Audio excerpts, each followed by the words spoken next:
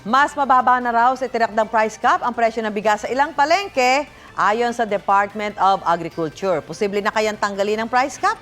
May unang balita si Bernadette Reyes.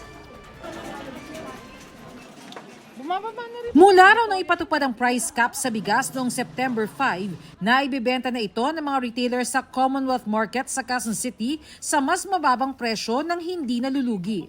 Yung dating namumuhunan kami ng 42, ngayon ano na lang 38. Nabibenta na namin siya ng 41 na may kinikita na kami.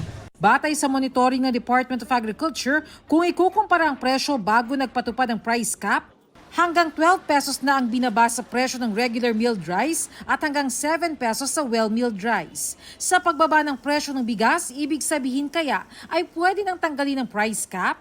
Sabi ng Department of Trade and Industry, posible maglabas sila ng DA ng rekomendasyon sa susunod na 2 linggo.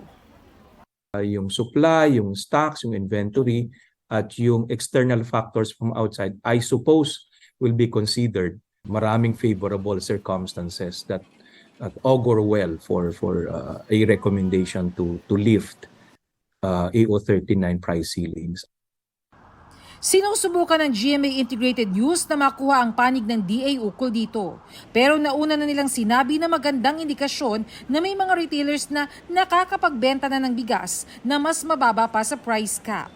Minomonitor na raw ito ng DA at iba pang ahensya ng gobyerno para makapagbigay ng informed recommendations sa paglift ng price ceiling.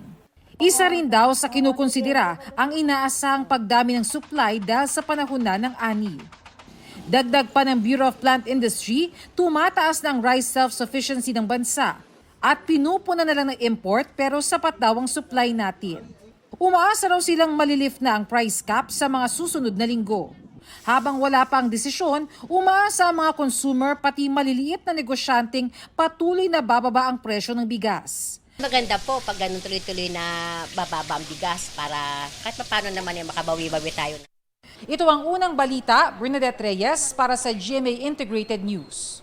Mauna ka sa mga balita. Bisitahin at mag-subscribe sa GMA Integrated News sa YouTube. Sa mga kapuso abroad, samahan nyo kami sa GMA Pinoy TV at sa www.gmanews.tv.